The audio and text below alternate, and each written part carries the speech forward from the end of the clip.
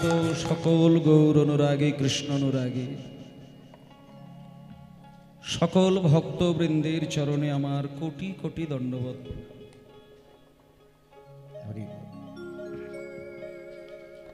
চৈতন্য মহাপ্রভু আমাদের প্রেমের ঠাকুর, প্রাণের ঠাকুর,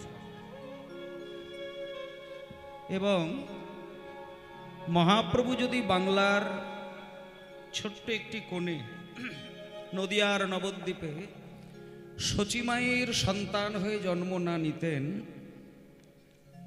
বাঙালি হয়ে সনাতন ধর্মের মানুষ হয়ে আমরা যে হরি বলে কয়েকটা দিন ধরে কীর্তন গান শুনছি বা গাইছি, সেবা করছি, এই যে বাঙালির অধিকার যে আমি বাঙালি, আমি হিন্দু, আমি সনাতন ধর্ম অবলম্বন করে বড় হয়েছি,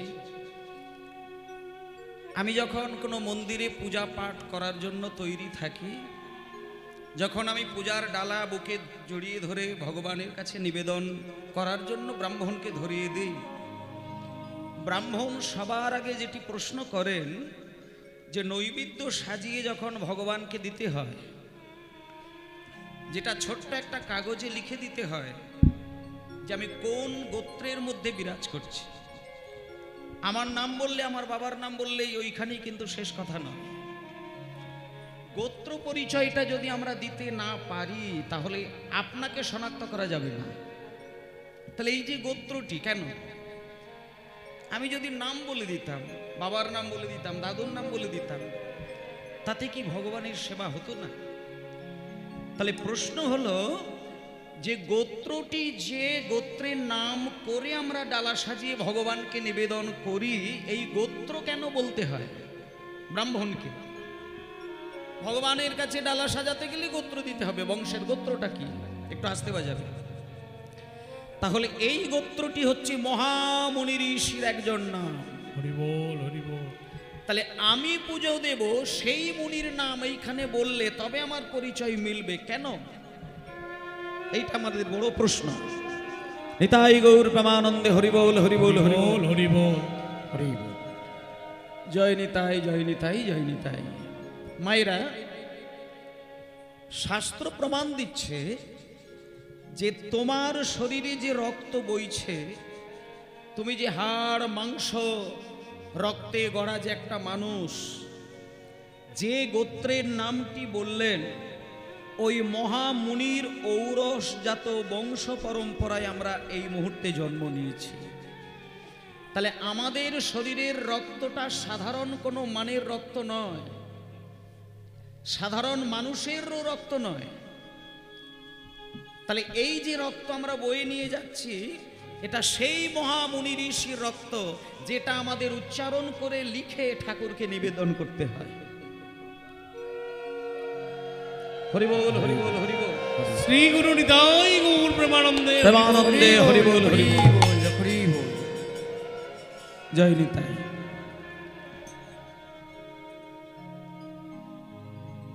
তা এই যে কথাটা হচ্ছে যে আমরা হতে পারি সাধারণ ঘরের মানুষ এই মুহূর্তে, কিন্তু আমাদের পরিচয়টা সাধারণ নয়। তাহলে এবার সবার আগে যেটি বলার বিষয় যে সেই মহামুনির ঔরসে জন্ম নিয়ে আমরা এইখানে বাংলার ঘরের ছেলে হয়ে গেলাম।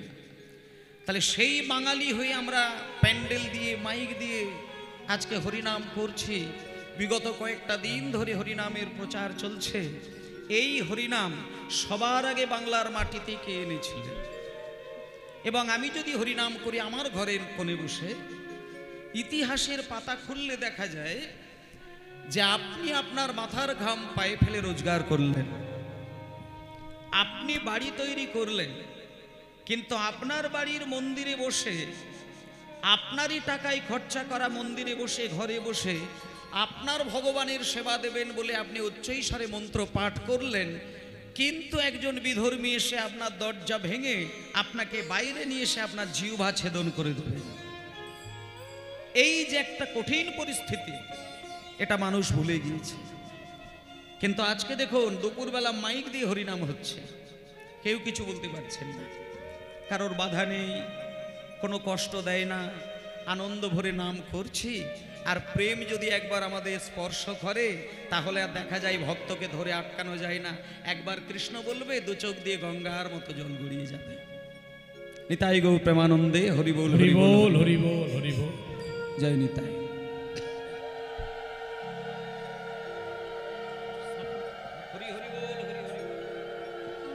শ্রী গুরু নিতাই গৌর প্রেমানন্দে হরি বল, হরি বল। হরি বল, হরি বল, হরি বল।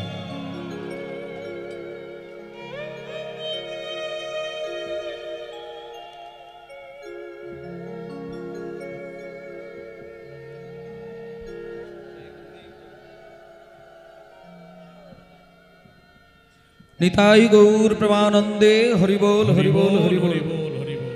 হালকা করে একটু রিভাবটা দিয়ে রাখবেন, হালকা করে। জয় নিতাই, জয় নিতাই। হ্যাঁ, একটু কমিয়ে দাও, আর আমারটা একটু বাড়িয়ে দাও, হালকা করে। জয় নিতাই, জয় নিতাই, জয় নিতাই। ঠিক আছে ভক্তমণ্ডলী মায়েরা, কয়েকটা দিন ধরে মহাপ্রভুর কীর্তন হলো, শ্লোক শুনলেন, পদাবলী শুনলেন, তত্ত্ব দৃষ্টান্ত তথ্য সবই আস্বাদন করলেন।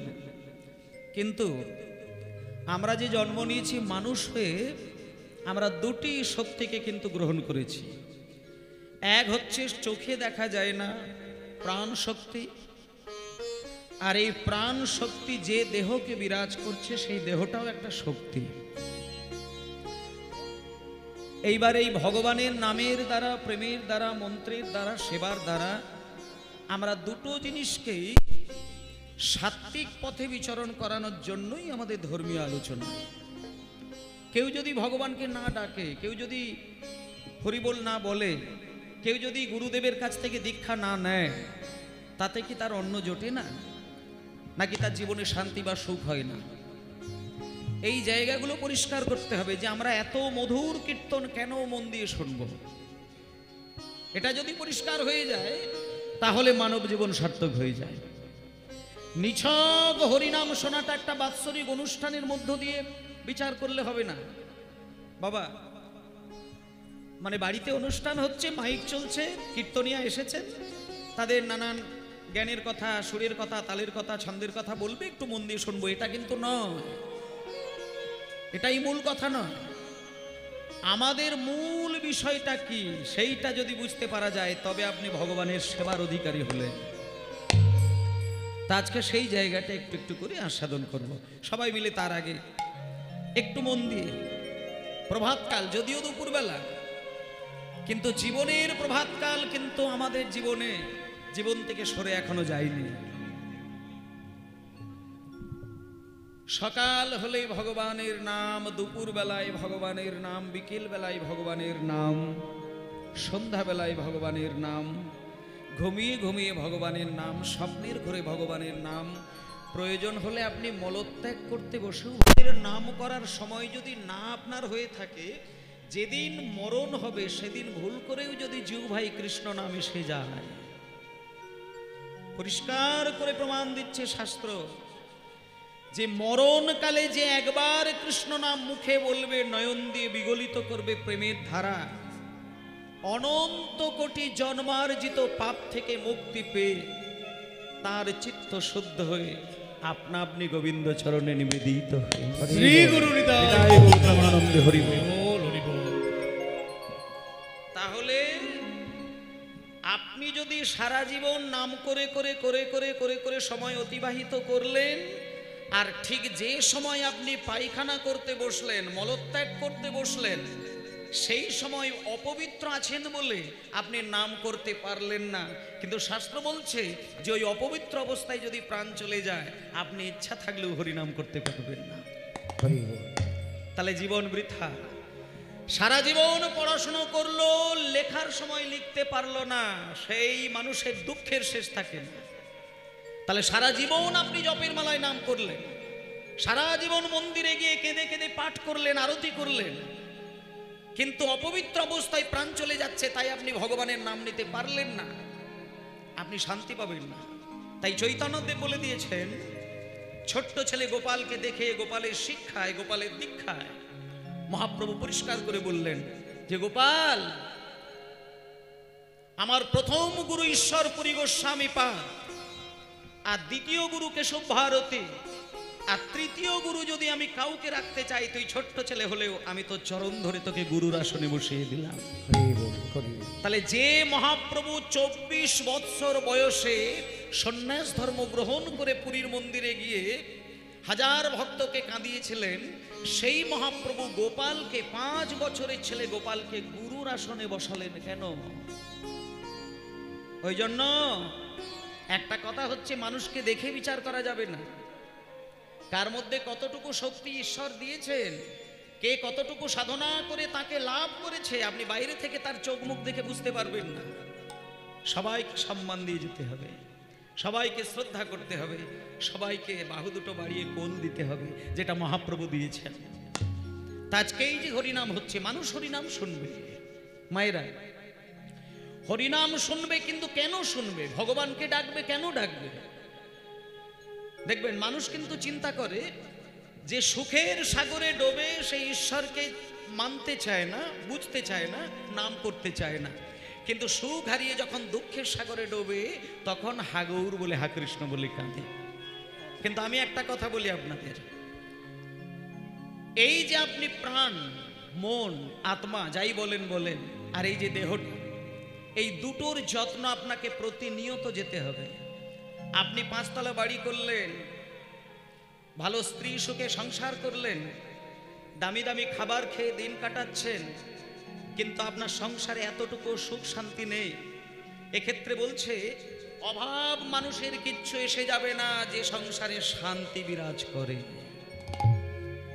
আর শান্তি আপনার বাবার সম্পত্তি নয়, শান্তি আপনি গায়ের জোরে হরণ করে কারোর কাছ থেকে নিতে পারবেন না। শান্তি আপনি কোটি টাকার মালিক হলে আপনি অন্য ঘর থেকে সরিয়ে নিতে পারবেন না। শান্তি একমাত্র অপ্রাকৃত জগতের সুধামৃত। হরি বল। হরি বল, হরি বল, তাই গৌর প্রেমানন্দে হরি বল। হরি বল। সেই শান্তি যদি আপনাকে নিজের মতন করে নিতে হয়, 3টে জিনিস আপনাকে লক্ষ্য করতে হবে। প্রমাণ দিচ্ছে 3টে জিনিস। আপনি যদি আপনার চিন্তাটাকে পরিশুদ্ধ করেন, আপনার আবেগ পরিশুদ্ধ হবে। আস্তে কথা নয়, মানুষের মধ্যে 3টে জিনিসে প্রধান, খুব প্রয়োজনীয় জিনিস। 1 হচ্ছে চিন্তা, 2 হচ্ছে আবেগ, আর 3 হচ্ছে আচরণ। আপনার ভেতরের চিন্তা যদি শুদ্ধ না হয়, আপনার আবেগটাকে মিষ্টি করতে পারবেন না। আর আপনার আবেগ যদি সুমিষ্ট না হয়, আপনি সাধারণ মানুষের সঙ্গে আচরণটা কিন্তু মিষ্টি করতে পারবেন না। এই একের পর এক সম্পর্ক রয়েছে। তাহলে আপনার চিন্তা হবে মিষ্ট, আপনার আবেগ থাকবে মিষ্টি। আর আপনার আবেগ যখন সুমিষ্ট হবে, আপনার আচরণ আপনা আপনি সবার প্রতি সন্তুষ্ট হয়ে যাবে। সেই জন্য বলছে যে ভগবানের নাম কর্ম করতে করতে যদি ভেতরে সদা সর্বদা তুমি চালিয়ে যেতে পারো, তোমার চিন্তা পরিশুদ্ধ হবেই হবে। আর চিন্তা যদি শুদ্ধ হয়, আপনার সারা শরীরের মধ্যে আবেগটা মিষ্টি হয়ে ছড়িয়ে যাবে। আর আবেগ যদি মিষ্টি হয়, আপনি কারোর উপরে কঠিন রূপে কথা বলতে পারবেন না। এটাই স্বাভাবিক বিষয়। তাহলে ভগবানের নাম নিলে কি হয়? মন পরিষ্কার হয়। ভগবানের নাম করে গেলে প্রেম আসে। আর প্রেম সাধারণ মানুষে মানুষে ভালোবাসার প্রেম নয়। প্রেমের একটা অন্তর্নিহিত ব্যাখ্যা রয়েছে। প্রেম মানে ভালোবাসা, ভালো লাগা, এখানে নয়। প্রেম শব্দটার মানেটা জানতে হবে। যে প্রেম শব্দটার মানেটা বুঝতে পেরেছে, তার ওই প্রেমটা একমাত্র ঈশ্বরের সঙ্গে যায়, মানুষের সঙ্গে যায় না। আমার ছেলে আমায় ভালোবাসবে, আমি ছেলেকে ভালোবাসবো, এই ভালোবাসাটাকে প্রেম বলে না। বলি একটা কথা, কোলের শিশুও পর্যন্ত মাকে ছেড়ে অন্য মায়ের কোল আলো করে বসে থাকতে পারে, যদি সেই মাও ওই শিশুকে জড়িয়ে ধরে বুকের দুগ্ধ পান করায়। খুব ভালো করে কথাটা শুনবেন। একটা 2 বছরের শিশু আপনাকে ছেড়ে দিয়ে, একটা 6 মাসের শিশু আপনাকে ছেড়ে দিয়ে অন্য মায়ের কোলে বসে থাকতে পারে নির্দ্বিধায়, যদি আপনার মতন সেই মাও তাকে বুকে জড়িয়ে ধরে স্তনদুগ্ধ পান করা। তাহলে কি বোঝা যায়? যে শিশু পর্যন্ত মাকে ভালোবাসে কোনো না কোনো স্বার্থে। শুধুমাত্র সে খাবার পায় বলেই মা বলে বুকে জড়িয়ে ধরে। কিন্তু ভগবান কোনো স্বার্থ বোঝে না, জানে না, নিঃস্বার্থে বাহু বাড়িয়ে ভক্তকে তার হৃদয়ে স্থান দেয়, যেটা একমাত্র দিয়েছিলেন নারায়ণকে বলা যাবে না, একমাত্র কোল বাড়িয়ে দিয়েছিলেন রামচন্দ্রকে বলা যাবে না, একমাত্র ভক্তকে কোলে জায়গা দিয়েছিলেন কৃষ্ণকেও বলা যাবে না। সবার আগে যার নামটা বলতে হয় তিনি হলেন শচীর নন্দন নিমাই। হরি বল নিতাই গৌর প্রেমানন্দে হরি হরি বল, বল, হরি বল, হরি বল। হরি বল। তাই ভক্তমণ্ডলী মায়েরা, সেই জন্য যেটি বলার বিষয় যে আপনাকে কোনো কিছু করার প্রয়োজন হবে না, শুধু নিতাই বলে কাঁদবেন, গৌর বলে কাঁদবেন, 33 কোটি দেবতা আপনাকে কৃপা বর্ষিত করবে। হরি বল। দেখুন, আপনি কৃপা পাবার জন্যই তো ভগবানকে ডাকেন, তাই না? কিন্তু কৃপা কোথায় আছে? একটা কথা বলি, যখন আকাশ থেকে মেঘ বসে, মেঘ থেকে যখন বৃষ্টি নামে, বৃষ্টি বাড়ির ছাদেও পড়ে, হাই রোডের ওপরেও পড়ে, ঢালাই রাস্তার ওপরেও পড়ে, আবার মাটিতেও পড়ে। বৃষ্টির জলেই গাছ তৈরি হয়, কিন্তু বৃষ্টিটা যদি ছাদের ওপরে পড়ে সেইখানে কিন্তু বীজ অঙ্কুর হবে না, অঙ্কুরিত হবে না। বীজ মাটিতে থাকবে, সেইখানে বৃষ্টি নামবে, তবেই কিন্তু গাছ তৈরি হবে। তাই ভগবানের কৃপা সারা জীবন সবার কাছে ছড়িয়ে রয়েছে।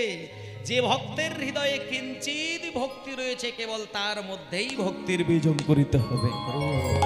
তাই সবাই মিলে একবার বলুন, শ্রী গুরু নিতাই গৌর প্রেমানন্দে হরি বল, হরি বল, হরি বল, হরি বল। এসো ভাই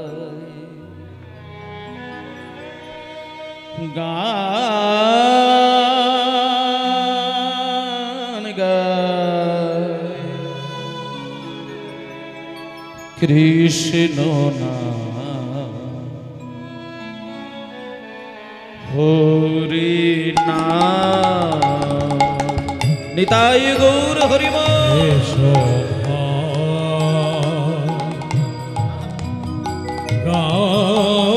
গান কৃষ্ণ নাম মধুর নাম। এসো গান গায় কৃষ্ণ নাম হরি নাম। এসো ভাই গান গায় কৃষ্ণ নাম হরি নাম।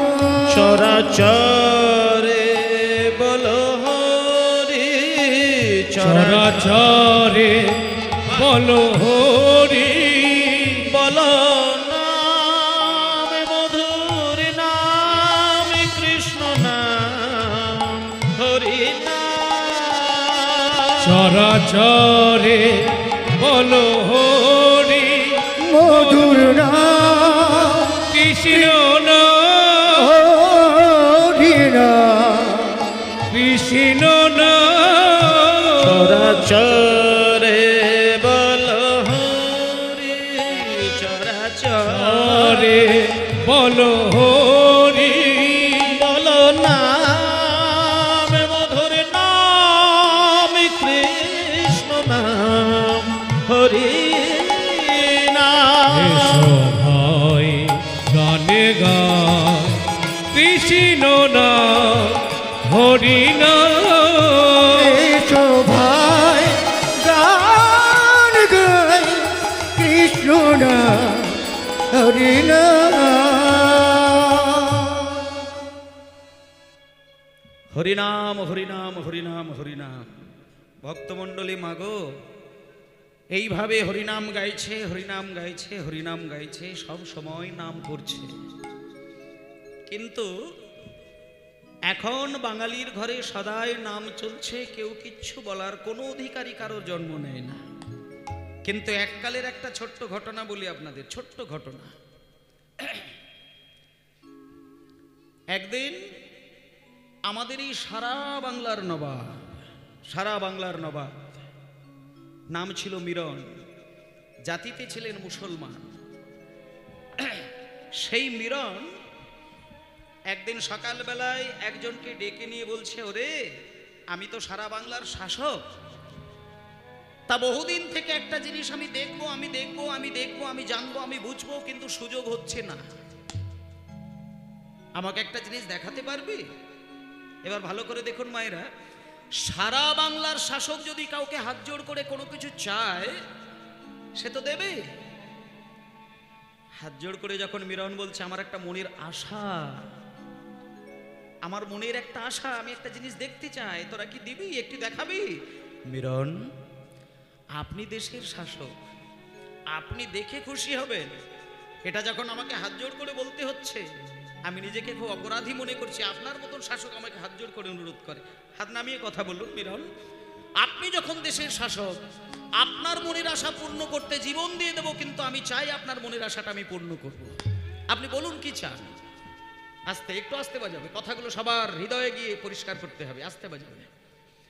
সঙ্গে সঙ্গে মিরন বললেন, আমার একটা জিনিস দেখার বড় ইচ্ছে হয়, এই মানব সমাজে যারা গর্ভবতী মা, তারা যখন সন্তান জন্ম নেয়, তাদের গর্ভে যখন সন্তান জন্ম হয়, কোন জায়গায় সন্তানের বৃদ্ধি ঘটে, কেমন করে মায়ের সঙ্গে সম্পর্ক রেখে তাদের বৃদ্ধি ঘটে, কি খায়, কেমন করে নিঃশ্বাস প্রশ্বাস চলে, এটা আমার দেখার বহুদিনের ইচ্ছা।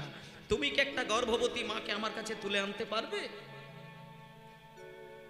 সঙ্গে সঙ্গে বললেন মিরন, আপনি যখন একটা গর্ভবতী মেয়েকে চাইছেন, আমি 3 দিন সময় দিলাম।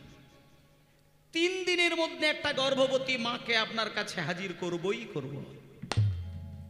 দেখুন, কথাগুলো শুনে যান, ইতিহাস জানতে হবে। শুধু হরি হরি হরি হরি করে নাচলে সনাতন ধর্ম টিকিয়ে রাখা যাবে না। ইতিহাসের দিকে লক্ষ্য করবেন, তবে আপনি ভালোবাসতে পারবেন ধর্মকে। ধর্মকে ভালোবাসুন, কীর্তন নাও ভালোবাসতে পারেন, ধর্মকে টিকিয়ে রাখবেন। ধর্মকে ভালোবাসার দরকার নেই রাধাকৃষ্ণের চরণ সেবা, দরকার নেই মহাপ্রভুর চরণ সেবা, কিন্তু আমি তো ধর্ম পালন করব। ধর্ম কথার অর্থ হলো সৎ এবং সামাজিকতা। সততা থাকবে, সামাজিকতা থাকবে, তবেই হবে তার দ্বারা ধর্ম পালন। তা যখন বললেন যে আমাকে একটা গর্ভবতী মাকে তুলে আনতে হবে, সঙ্গে সঙ্গে বললেন 3 দিন সময়, 3 দিন, বেশি নয়, আমি মাকে তুলে আনব। দেখা গেল 3 দিন পরে একটা গর্ভবতী মায়ের হাতে বাঁধা, পায়ে বাঁধা নিয়ে মিরনের কাছে মাটিতে শুইয়ে দিলেন। যে গর্ভবতী মেয়েকে তুলে এনেছিলেন, তিনি কিন্তু কোনো মুসলমান ঘরের স্ত্রী নয়, কোনো বৌদ্ধ ধর্মের স্ত্রী নয়, কোনো খ্রিস্টান ধর্মের ঘরের মা নয়, আমাদের এই হিন্দু সনাতন ধর্মের এক ব্রাহ্মণ ঘরের স্ত্রীকে তুলে আনলেন। যখন সেই ব্রাহ্মণ ঘরের স্ত্রীকে, সৎ নিষ্ঠাবান ব্রাহ্মণের স্ত্রীকে তুলে আনলেন, যখন হাতে পায়ে বেঁধে মিরনের সামনে শুইয়ে দিয়েছে, মিরন করেছে কি, একটা ধারালো অস্ত্র নিয়ে সেই মা জননীর কাছে গিয়ে দাঁড়িয়েছে এবং মিরন বলে দিলেন যে, মা, আমার একটা ইচ্ছে হয়তো তোমার ওপরে চলবে, তোমার পেটটা আমি কেটে শুধু তোমার সন্তানটা দেখবো কোথায় বসানো থাকে। তখন সেই গর্ভবতী মা কেঁদে কেঁদে মিরনকে শুধু একটা অনুরোধ করলেন, আর কিছু বললেন না, যে মিরন, আপনি তো আমাদের দেশের শাসক, আপনার উপরে কথা বলার, মুখের উপরে কথা বলার অধিকার আমার নেই। আমি শুধু আপনার চরণে একটা ছোট্ট ক্ষমা ভিক্ষা চাইছি। আসতে বাজাবে, আপনি আমাকে মারবেন, আপনি আমাকে কাটবেন, আপনাকে কোনো প্রতিবাদ করব না, শুধু একটা ছোট্ট অনুরোধ করব, আমার গর্ভে যে সন্তানটি রয়েছে, এর বাবা এই মুহূর্তে আর বেঁচে নেই, তাই আপনি মারবেন, মারুন, কাটবেন তো কেটে দিন, কিন্তু একটা কথা বলি, আমার এই সন্তানটিকে শুধু ভালোভাবে পৃথিবীতে আসতে দিন। মিরন বলছে যে, আমি যখন পেট কেটে দেখব বলে নিজেকে তৈরি করেছি, তোমার ওই চোখের জল আমার চোখে জল এনে দিতে পারবে না, আমি তোমার পেট কাটবো। যখন মিরন বলছে যে আমি পেট কাটবই কাটবো, তখন সেই গর্ভবতী মায়ের শেষ কান্না। মিরন, তুমি যখন আমার কোনো কথাই শুনলে না, আমি তোমাকে অভিশাপ দিলাম, মাত্র 7 দিনের মধ্যে তোমার বজ্রাঘাতে মৃত্যু হবে। দিল না। তাতেও মিরনের একটু বুক কাঁপলো না, দিল পেটটা কেটে। মা তো মারা গেল, ওই ভেতরে থাকা ছোট্ট সন্তান সেটিও মারা গেল। কিন্তু ভবিষ্যৎকালে অলৌকিক ঘটনা দেখুন, ভবিষ্যৎকালে ওই মিরনের বজ্রাঘাতেই মৃত্যু হয়েছিল। তাহলে বলুন, সারা বাংলার শাসক, যে শাসক সে বাংলাকে সোনা দিয়ে মুড়িয়ে রাখবে, বাংলার মানুষের মুখে অন্ন তুলে দেবে, বাংলার মানুষের মনে শান্তির বার্তা পৌঁছে দেবে, সে আজকে আমাদের এই হিন্দু সনাতন ধর্মের এক গর্ভবতী মায়ের পেট কাটলেন। বলুন কোথায় শান্তি পাবেন?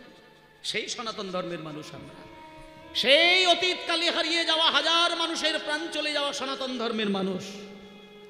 আজকে প্রাণের ঠাকুর ভগবান শ্রীকৃষ্ণ চৈতন্য মহাপ্রভু, যিনি আমাদেরকে কিচ্ছু দিলেন না, কিচ্ছু করতে বললেন না, কোনো কষ্ট নয়, কোনো জায়গায় যেতে বলে না, ঘরে বসে শুধু দু চোখ দিয়ে বিন্দু বিন্দু প্রেমের কান্না ঝরিয়ে শুধু বলো নিতাই গৌর প্রেমানন্দে হরি বল, হরি বল, হরি বল, হরি হরি বল, শুধু হরি বল। ভজ রাধা কৃষ্ণ গোপাল কৃষ্ণ, কৃষ্ণ কৃষ্ণ বল মুখে, হরি হরি হরি বল। ভজ রাধা কৃষ্ণ গোপাল কৃষ্ণ, কৃষ্ণ কৃষ্ণ বল মুখে। আস্তে আস্তে আস্তে আস্তে, রাধা কৃষ্ণ আস্তে। রাধা কৃষ্ণকে আলাদা করে ভজন করতে লাগবে না। যে কথাটা বলছিলাম, আপনি শুধু চৈতন্যদেবকে প্রাণের ঠাকুর মনে করে হৃদয়ে রাখবেন। বাড়িতে কালী ঠাকুর রাখলেন, দুর্গা ঠাকুর রাখলেন, শিব ঠাকুরের সাধনা করলেন, কিন্তু নিতাই আর গৌর কে সেটি জানলেন না, তাতে আপনার ছাই হয়ে যাবে, কিচ্ছু হবে না, কিচ্ছু হবে না। যে নিতাই আর যে গৌর না থাকলে বাংলা রসাতলে চলে যেত, সেই নিতাই গৌরকে চেনে না, হা রাধে বলে হা কৃষ্ণ বলে কাঁদে, কিচ্ছু হবে না। নিতাইকে সম্মান দিয়ে যান, গৌরকে সম্মান দিয়ে যান। মিনিমাম মন্দিরে যদি রাধা কৃষ্ণের বিগ্রহ রাখেন, তার সঙ্গে অন্তত 5টা টাকার একটা নিতাই গৌরের ক্যালেন্ডার সাজিয়ে রাখবেন। আর আপনি প্রত্যেক দিন সকালবেলায় সন্ধ্যাবেলায় ওই নিতাই চরণে হা নিতাই হা গৌর বলে দুবিন্দু জল ফেলবেন। আপনি দেখবেন অনাশ একদিন নিতাই গৌরের চরণের দাসী হয়ে গিয়েছে। প্রেম যতদিন না ঝরাবেন, ততদিনে আপনার সঙ্গে ভগবানের কোনো সম্পর্ক হবে না। শুধু কাঁদবেন। ওমা, আপনার স্ত্রী আপনাকে ব্যথা দিলে আপনি 1 কলসি জল চোখ দিয়ে বার করে ফেলবেন, কিন্তু জপের মালায় নাম নিতে গিয়ে কফোঁটা নয়ন থেকে জল বিগলিত করেন। সন্তান খেতে না দিলে মা বাবা গুমড়ে গুমড়ে কাঁদে, কিন্তু মন্দিরে গিয়ে যখন আরতি করে ভক্ত কফোঁটা নয়নের জলে ধৌত করে চরণ। এই জায়গায় পরিষ্কার করলেন যে তুমি বাজারে ঘুরছো, বাজারে ঘোরাফেরা করছো, আর যখন পেটে তোমার খিদে এসে যায়, তখন তোমার মনে হবেই হবে। মিষ্টির দোকানে যখন রসের মধ্যে রসগোল্লা ডোবানো থাকে, তখন তোমার পেটে খিদে থাকলে মনে হবে, আহারে আমার কাছে যদি 10টা টাকা থাকতো,